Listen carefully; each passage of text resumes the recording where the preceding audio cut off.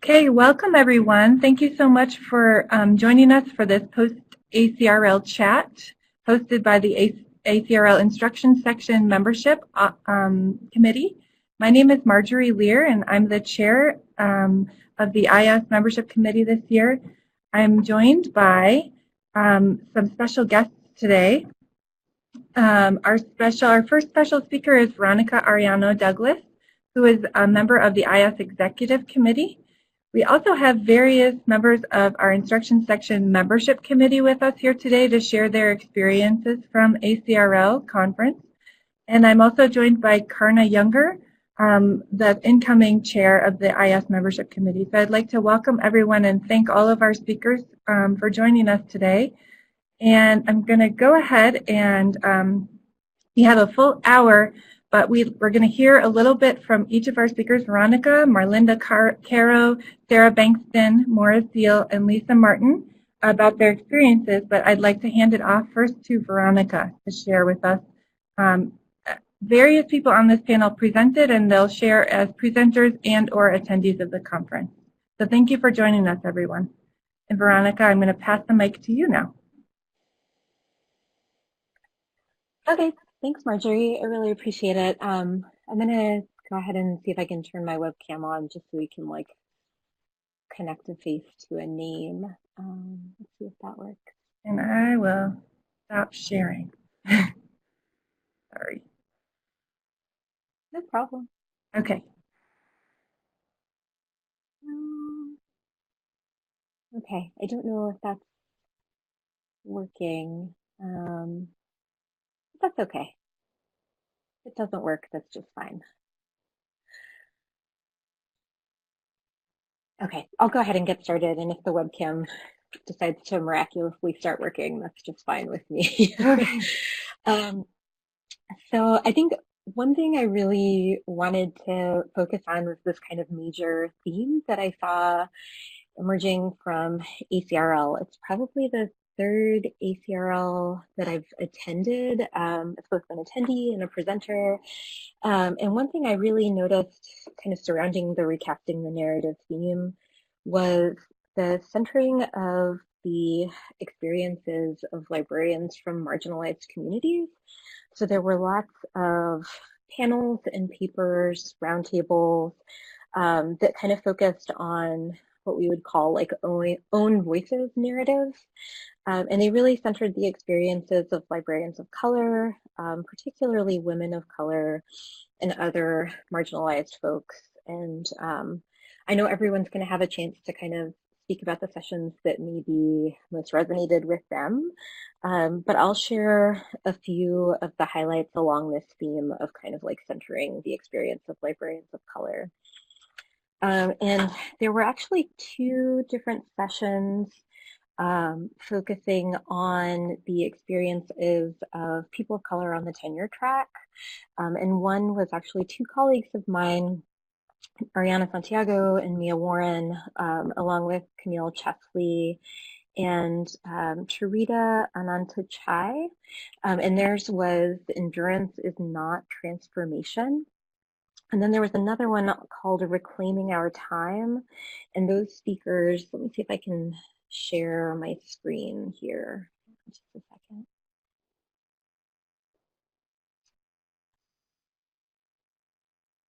Okay, can everyone see that particular one there? All right, cool. Okay, so that was a conversation with tenure track academic librarians of color. And it was really focused on kind of understanding the experiences of POC in libraries with the intent of providing support. And I think one thing that really kind of stood out for me about this conference was this real willingness on the part of both presenters and people attending to talk about these different experiences and acknowledge that oftentimes what we're not really having is a pipeline problem, but a support problem or an issue of organizational culture and organizational support or lack thereof. So I really appreciated these sessions drawing attention to things like racism, discrimination, microaggressions within their talks. Um, and I'm going to stop sharing this particular screen now.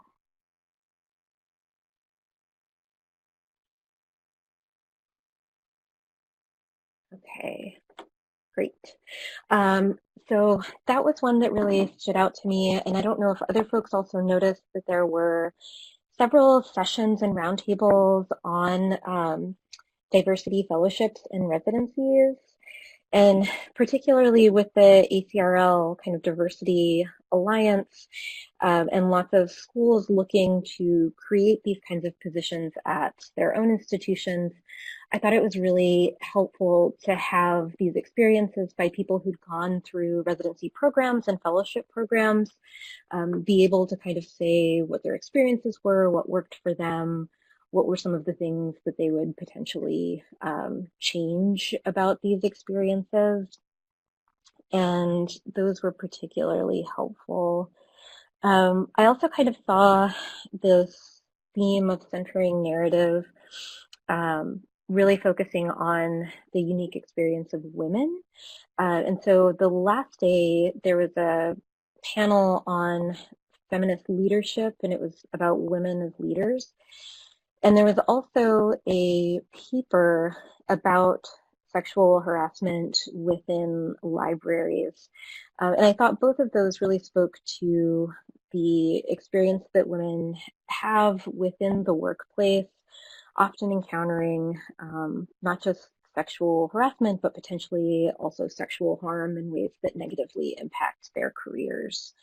And Alana Aiko Moore, Anifa, and Rose Chu had a panel presentation called Making the Connection, Invisible Labor and Radical Self-Care, in which they really spoke to their experiences of women as women of color and ways in which they could both care and protect themselves throughout their careers.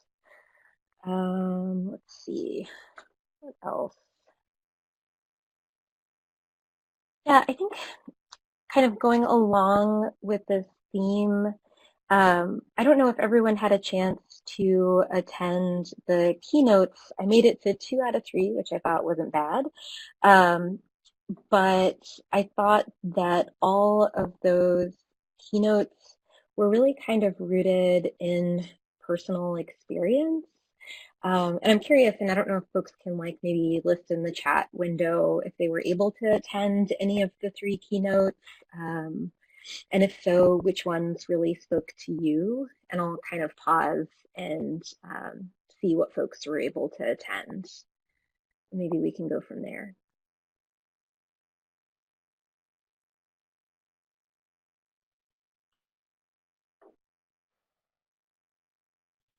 I see there are a few people typing.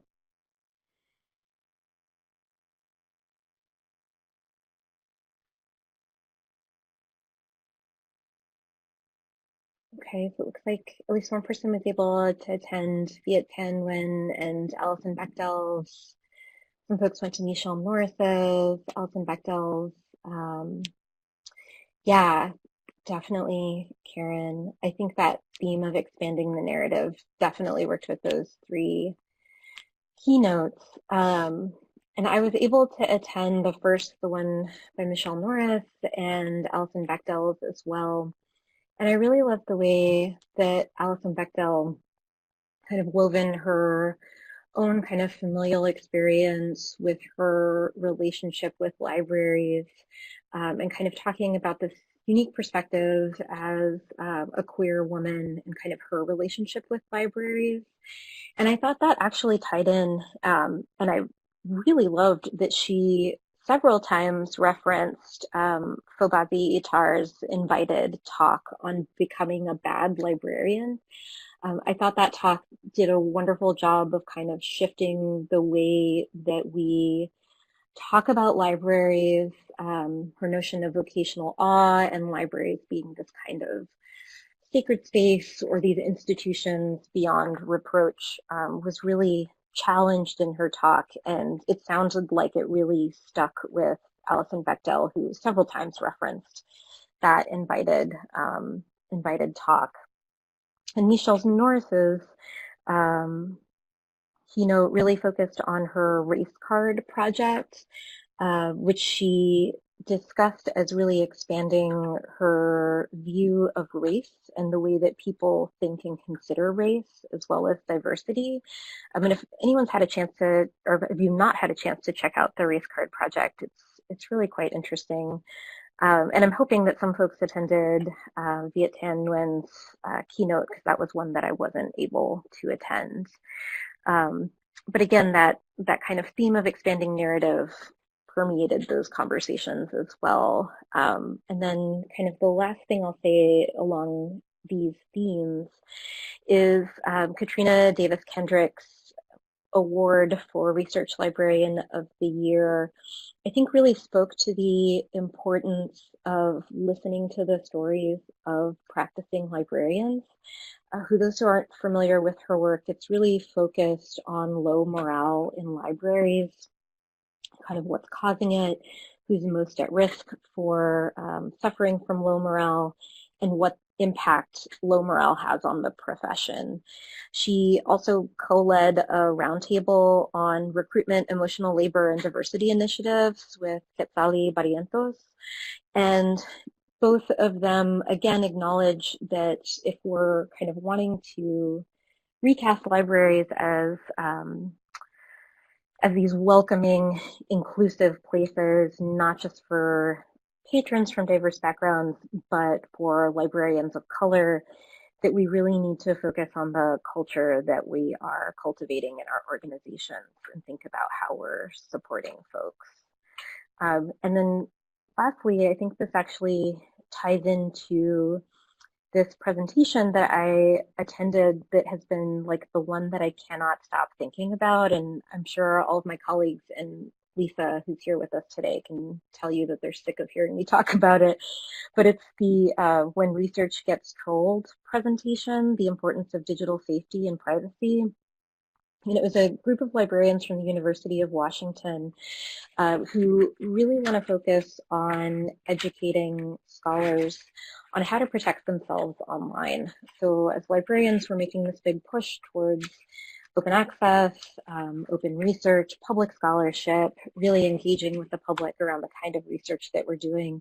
But we need to acknowledge that in doing so, we are potentially leaving researchers vulnerable to doxing, harassment online, cyberbullying, seeing how that kind of harassment can potentially even move offline, which unfortunately is the case. So they shared a lot of their initiatives on educating researchers about their own digital safety. They introduced this idea of herd immunity, which is that by protecting yourself online, you're also protecting your colleagues, your friends, your family online, because frequently people who go after researchers online then kind of use those existing networks to target additional people. And I thought they struck a really good tone. It wasn't fear-mongering, it was concern. It was care for researchers who are either women or women of color, who tend to be the ones who are most harassed online. And they really spoke to why this is important for academic freedom. You know, if we want to encourage folks to do research on, with, about vulnerable populations, we need to acknowledge that this could potentially leave them vulnerable to attacks online, and we need to think about ways that we can kind of support the whole researcher, not just the research work itself. So I think that kind of ties up my portion. I'm happy to talk more later, but I also want to be respectful of people's time and give the other folks here an opportunity to speak as well. So with that, I will.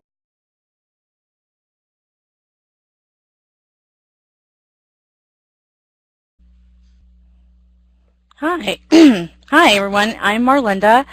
I really enjoy the poster sessions. I like that they're kind of little small sessions within a bigger session. I also presented at the conference and on a panel, so let me share my screen if I can here. Can everybody see the, oh, excuse me, let me share. Okay, can everybody see the Start Something New? So I was on a panel discussion with other librarians from different campuses.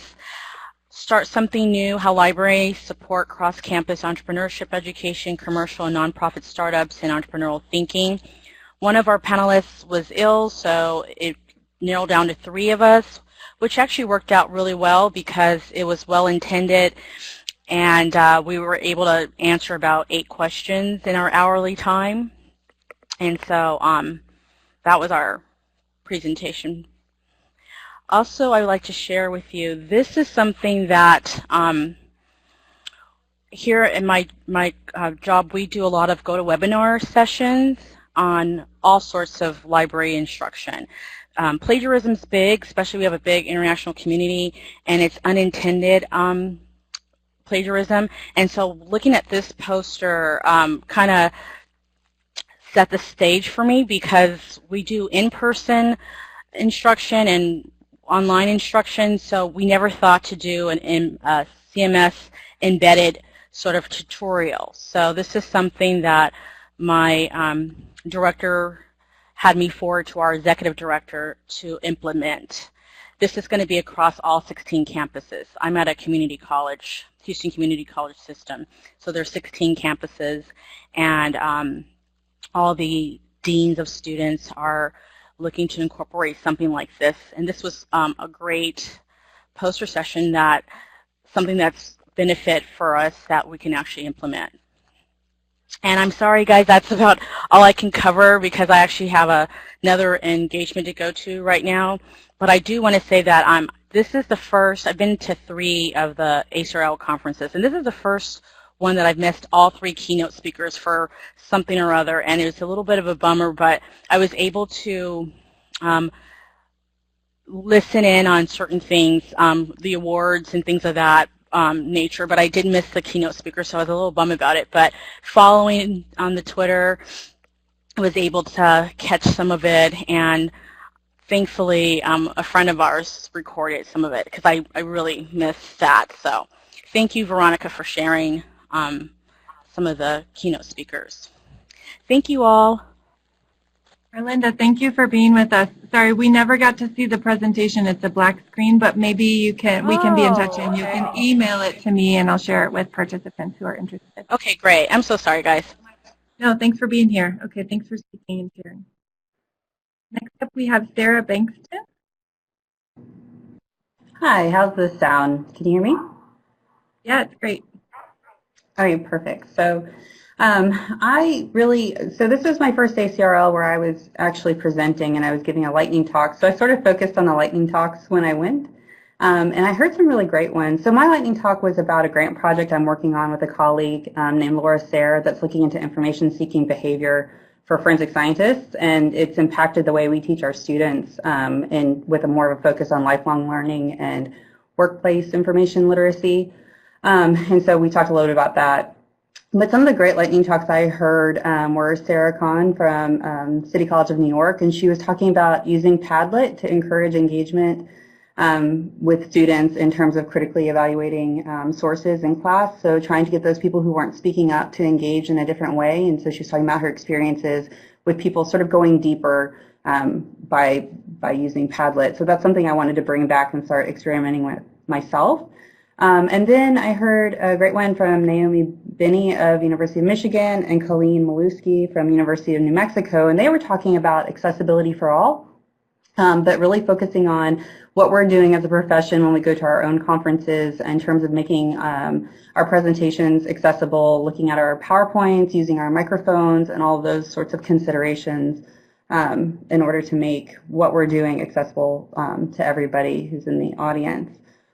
And then finally, Veronica, when you were talking about the diversity fellowships and residencies, it reminded me of a great lightning talk that was titled Our Diversity Residencies serving diverse student populations. And this was by Jonathan Grennert of SUNY Geneseo, and he was looking at he was sort of mapping where Diversity Alliance members, where there were residencies, mapping that against Hispanic serving institutions. And he was just sort of making a statement about the need for these residencies at HBCUs and things like that in Hispanic serving institutions in terms of visibility and representation. So that was thought-provoking for me. And then finally, the thing that I sort of have been thinking about and took back, I went to one of the project outcome talks, and so I'm going to paste in that. I'm not confident in my sharing ability, so I'm going to paste in that URL. Excuse me. And so I don't know if anybody's got this on their radar. I guess this was something that public libraries have been doing for a while, or this project has been up for public libraries, but this is recently launched for academic libraries. And it's an online toolkit to help libraries understand and share the impact of essential library programs and services. And some of those they included were teaching support and instruction, and spaces, which really piqued my interest. And it provides a dashboard for looking at that data. It has preset surveys that you can use. It's really looking at measuring 4 key outcomes, which are knowledge, application, confidence, and awareness in all these different services. And so I'm really excited to explore this more. I've only started dipping my toes into exploring this, but it looks really interesting. And the thing I found most heartening is when they were talking about it, they were saying none of this is meant to supplant or replace things that you're already doing for assessment. It's meant to complement that. So if you were to adapt some of this stuff, it's not like you have to get rid of the things that you're doing already. So I like the flexibility of that, and I look forward to investigating that more. So that's really all I had to share. I'm going to mute my mic now. I'm happy to chat offline or pop in later. Thank you so much, Sarah. I love how everyone has a different thing that they're sharing, a different type of session and subject area. So this is Marjorie again. I'm going to go ahead and share the screen with the presenters just so that everyone is recognized. And I want to make sure that I'm not sharing when Maura wants to share. But next up, we have Maura Seal, an IS membership committee member, to share her experiences as well. Hi, can you hear me all? Can you hear me? Yes. Okay, good. Thank you. So I actually don't have anything to share on my screen. I presented a roundtable with colleagues from Princeton University and Murray State University in Kentucky, where we talked with a variety of people about how libraries, university and college libraries can respond to legacies of slavery and racial discrimination on campus. What I mostly talked about was my work at my previous job, which was Georgetown University, which has been in the news a lot. Because in 1838, the Maryland Jesuits who owned slaves sold them to basically fund the university. And recently, students actually voted to spend their money each year on reparations to the descendants of these enslaved people. So we talked about that. There were people from UNC Greensboro, and that's the one institution I remember, but there were people from a bunch of different institutions. And we talked about how to handle having materials and special collections and archives, how we can support work around memory and reconciliation. And we sort of extended it. The original panel was focused mostly on legacies of slavery, but we expanded it outward to talk more broadly about racial discrimination. So I'm currently at the University of Michigan. I went here for undergrad, but when I came back, a bunch of buildings had been renamed because the people they were named after were eugenicists and super really into it, very obviously into it. So we talked a little bit about that, and we also talked about, if you're on library Twitter at all, there was someone at Hollins University in Virginia who was being pressured by university administration to remove parts of yearbooks that had images of photos of people in blackface. So it was a really interesting conversation. I actually went to a lot of the same panels as Veronica, which is not surprising. So the one I wanted to talk about that's sort of sticking with me right now. Oh, and if you have any questions about the slavery stuff I mentioned, like, please get in touch. I'm happy to talk about it more. I think it's really interesting, and I think it's much more applicable than some of us assume, right? Like a lot of universities, turns out, have blackface in your books. um, yeah. So the other panel I went to that Veronica didn't talk about is it was one on critical reading, and it was a bunch of different people, including Anne Marie Dietering and Hannah, I can't remember her last name, from Oregon State, who sort of seemed to corral it. And they just talked about how reading fits into what we teach and how we talk to students. And this was especially interesting to me because I feel like, oh, you did go to that one. It was so good, yes. Because I feel like when I've been meeting with students recently, you know, at some point I say, well, you know, you have to read the thing eventually to sort of figure out whether it works with your research project or not. So I was, yes, Hannah Rempel. Thank you. Thank you, Carrie. Yeah, there were like a couple of other people on the panel too, so I'll have to find it.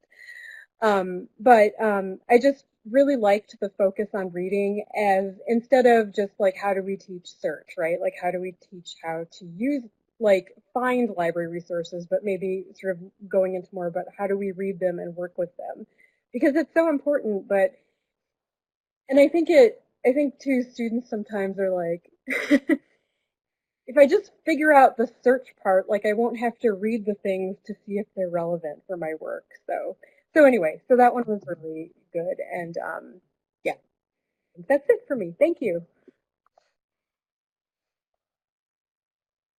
And now I'll turn off.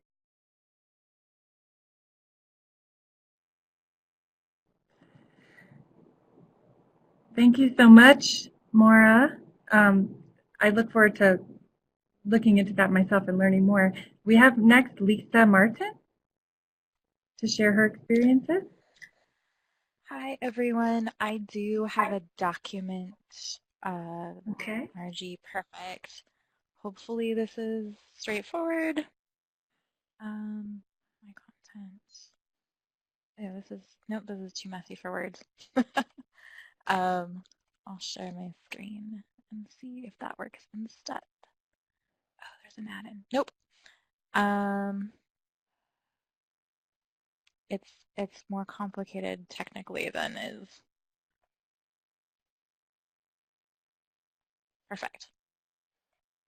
Okay, so there's an upload in progress. I won't keep everyone waiting. I have just a couple of points to make, but I really wanted to echo what Veronica said about social justice and whiteness, and centering people who are not white, primarily women of color, in the conference, which I thought was a fantastic thing, and which really expanded my professional development and my learning. But I also think it gave people who are people of color that space to center themselves and be themselves in a profession which doesn't necessarily do a great job with that. So that's one thing I wanted to emphasize. Two other themes that other people haven't touched on, leadership and what that means and what that looks like, and outreach, which is one of the areas that I work with. So one of the sessions that I found particularly interesting is called Be the Change, an integrative program for personal and professional transformation. And it's by Dieta Jones, who's the classic library consultant. She's fantastic. One of the things that she said was she talked about librarians as experts and that we have this strong identity as experts, but that change asks us to be students. And I thought that was a really great way of framing things, particularly since many of us are instruction librarians, and thinking about change as that student process when we do have that identity piece. And she gave lots of practical ideas for how to frame change in a positive, person-centered way, which I think is a great way of thinking about it. Viet Thanh Nguyen, already mentioned, his keynote was fantastic. I really recommend looking it up. If I believe it was recorded. And for me, one of the pieces that particularly spoke to me was as someone who grew up in an area where Asian Americans' experience was highly central to our experience. He talked about racism as an Asian American. And so that piece of the identity, that piece of the American experience is really important, and I think he brought that to our conference, along with many other people. I do not want to leave out the many people who spoke to it as well. But he did a fantastic job, well worth looking up. And yes, his books, I'm really excited to go check them out. Leadership skills development and library directorship. Colleen Harris contributed paper. Really interesting, thinking about different opportunities and different skills which different areas of the library bring. And for those of us who are research and instruction folks, a little bit disheartening. Definitely worth looking at the paper later. Kawana Bright, as part of her dissertation process, did a typically fantastic presentation about factors with the development of successful research collaborations between liaison librarians and faculty members. It was called Developing Fabulations, and this PDF does not seem to upload, so I'll try to type some of these in the chat box. Yes, Kawana is amazing. I believe her session was also recorded. Very helpful for anyone who is, in addition to maybe being in instruction, also a liaison librarian. Sophia Leung and Jennifer Brown and Marisa Mendez-Brady and Jennifer Freddy had a great panel, Moving Beyond Race 101. The thing I wanted to highlight from that, which many people have started talking about, is the book Emergent Strategy. And I'll just pop that URL in the chat box, which they use as the foundation of their discussion. And the last thing, Fabazi Itar's Bad Librarian, Vocational Awe presentation was amazing. I know I saw a million things on Twitter about it. Again, totally worth viewing the recording. For me, it was an experience in thinking about the ways in which I already am a bad librarian, quote unquote bad, and then thinking about the ways in which other people I work with and other people that I supervise might also see themselves in that identity, and the ways in which it's healthy to consider what that identity looks like and to start dismantling, indeed, that vocational awe. So I'm going to turn it over. I only had a few minutes and I don't want to take up time. So thank you.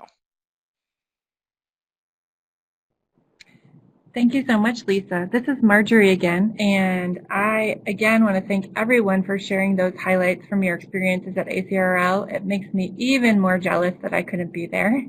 But now we have an opportunity for folks who are here to share chat questions for the people who spoke today. If you were at ACRL and you want to share any of your experiences via chat, please feel free to do that. And or any questions that you have following up on what the panelists have shared about their experiences or highlights from ACRL. And I'll mute myself and just wait a moment for them to come in.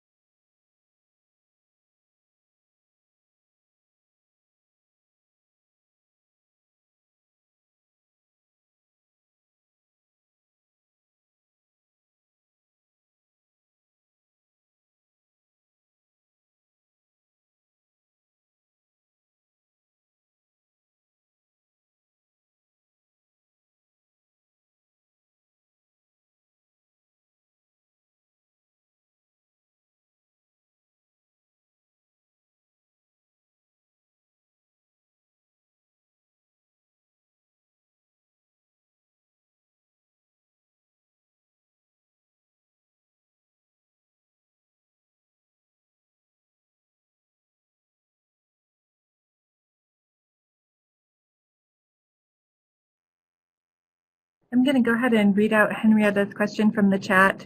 Someone mentioned that there was more space than before for attendees of color to express themselves, but I think most of the relevant library staff would have been ACRL left behind. Was there any talk of making conference attendance more accessible? And I'll open that up for any of the panelists to respond.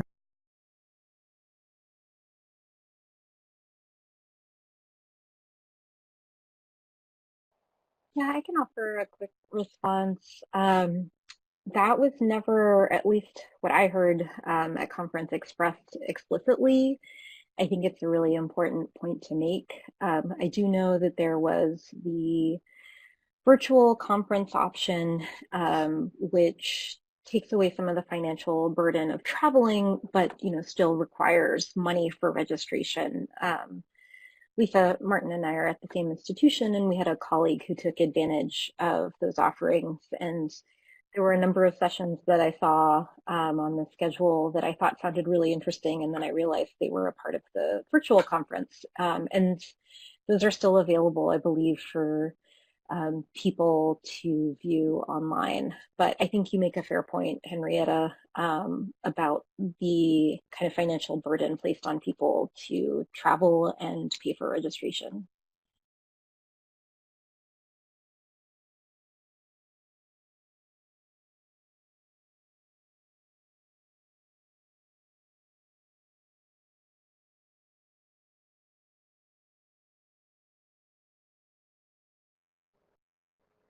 Hi, this is Maura. We got a conference evaluation after the fact, and I specifically talked about how the high registration fee is a huge barrier to a lot of colleagues in other libraries. And it's sort of interesting because I feel like some of the stuff they seem to spend money on, maybe we don't need, and maybe we could use that to make the registration less expensive so that more people are able to attend. So, yeah.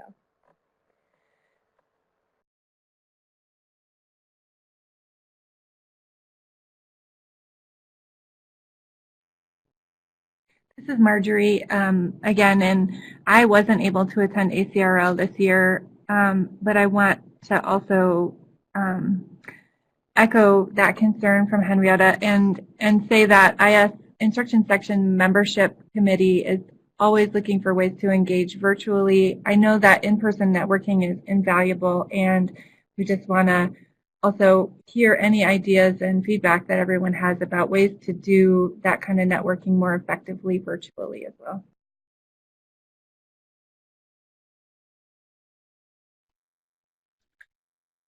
So one thing that I was thinking about was some of the sessions that were perhaps more kind of focused on issues surrounding instruction, if it would be possible to do some kind of discussion or webinar with some of those presenters and make those freely available to IS members, or just freely available, period. I know that last year, no, 2 years ago, I presented a paper with my co-researcher, Joanna Gadsby, and we ended up doing a webinar for the teaching methods group within IS.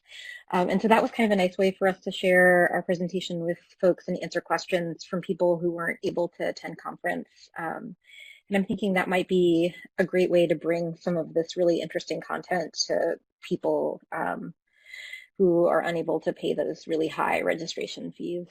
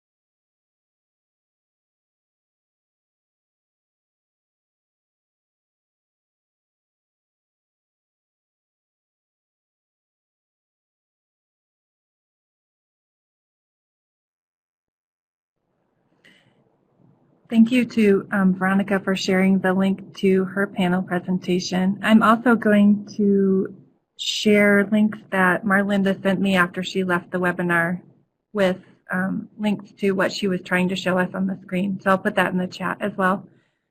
And if there are additional questions from the participants, please feel free to enter those into the chat.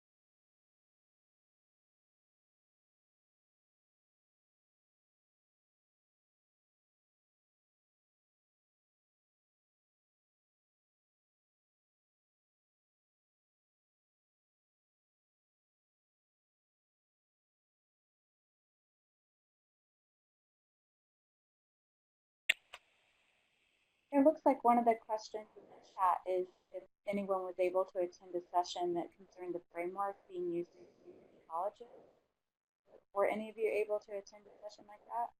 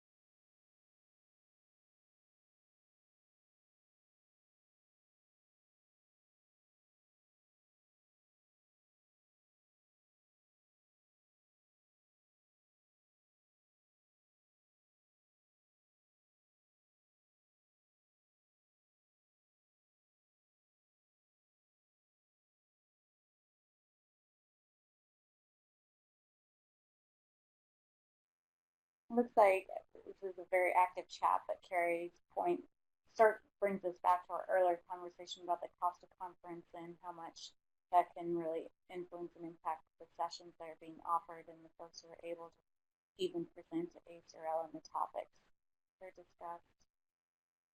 Well,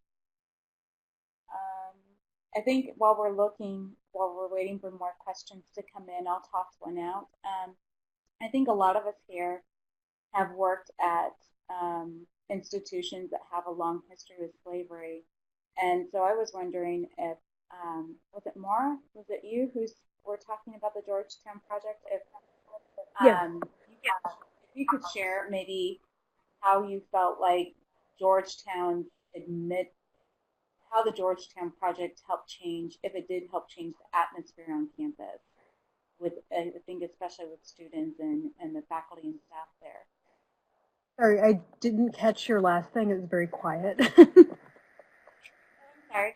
I wondered if how the Georgetown project has helped shape or change the campus culture at Georgetown. I think I worked at UNC, and for students worked for like at least 20 years to get the name of the building changed there, and it was really interesting to watch that unfold and to see those students feel gratified for actually being able to accomplish that. So I wondered what your experience was in that culture, if there was any culture shift. Yeah, so the history of Georgetown's involvement with slavery was known. It wasn't like a surprise.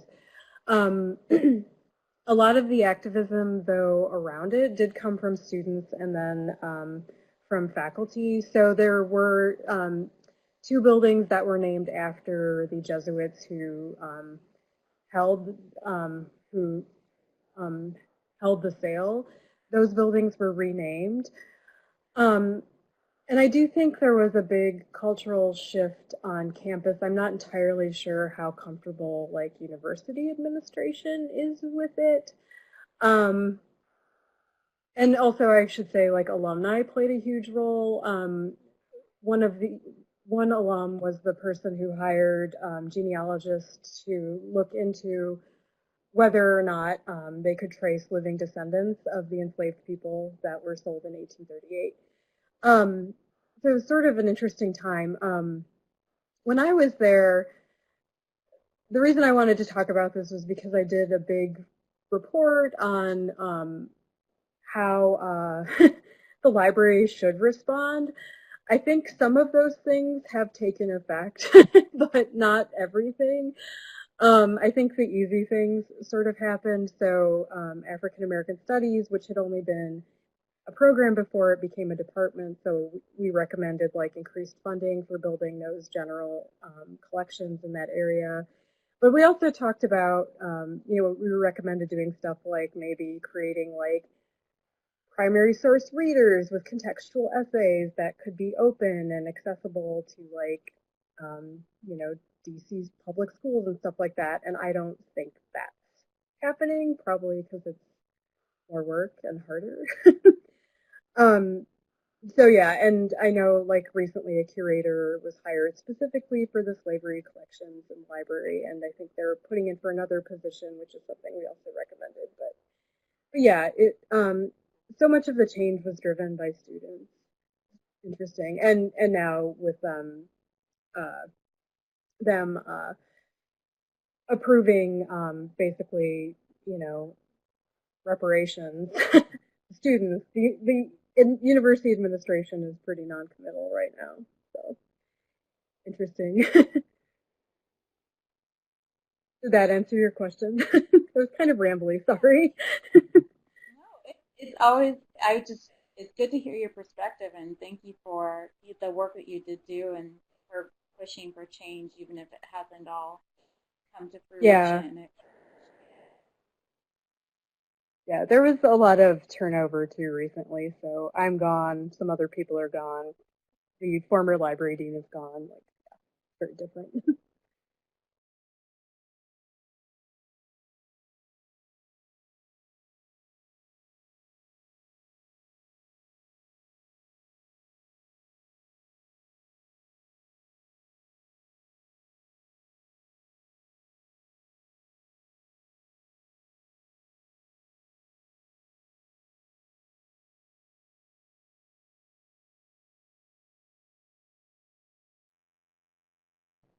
This is Marjorie again.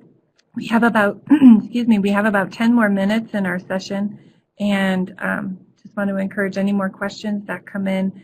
And I'm interested in this issue that came up of community college representation at ACRL. I work for a community college and I was planning to come to ACRL, but I was stuck in the Denver airport blizzard and couldn't come.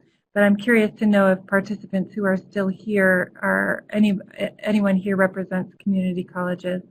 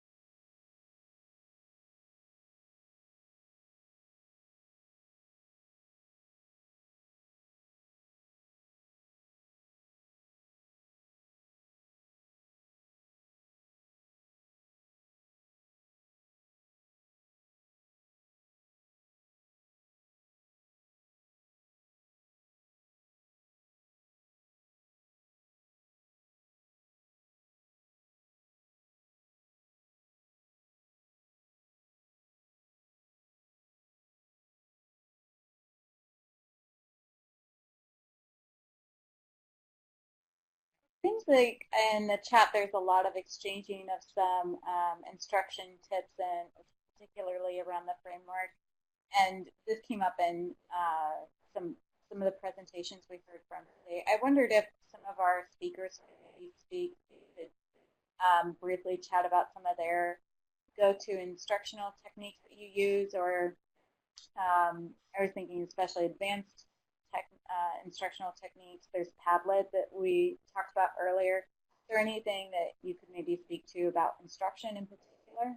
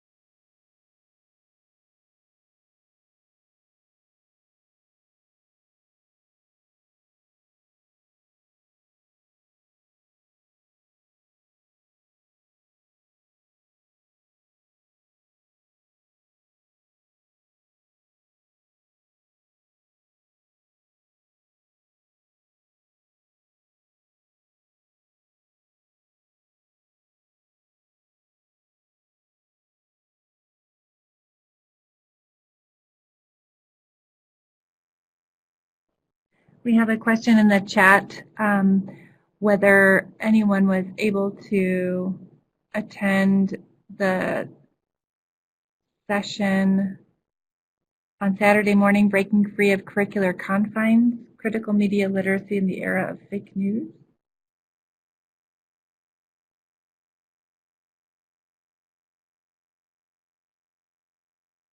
And if you have any information or links to share, that would be great for those who are interested.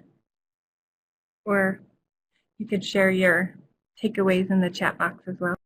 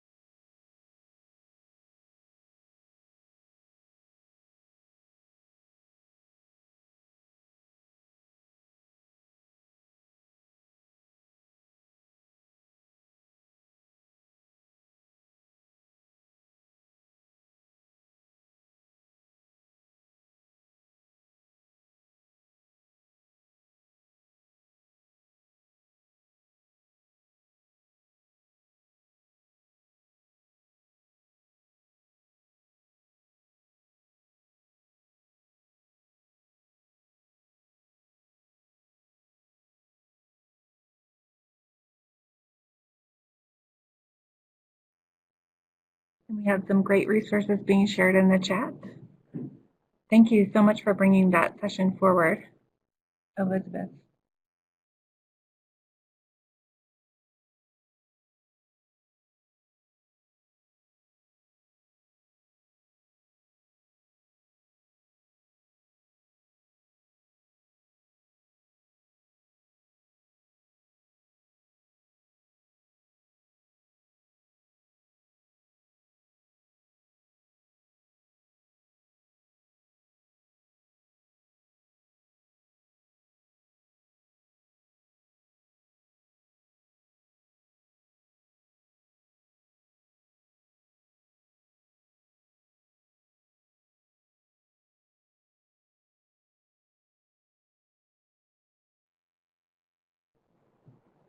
So we have about 1 minute left in the session, and I just want to thank again everyone who shared their experiences from ACRL today and the chance to reflect and have an ongoing conversation about these highlights from the conference. And on the screen right now we have information about the IS Membership Committee, and please feel free to contact me or Karna with any questions about instruction section membership. And I'm going to go back to the previous screen just so that you can see again the names of the presenters. And we really appreciate your time, everyone, and your generosity in sharing your takeaways. And thanks to everyone who attended as well.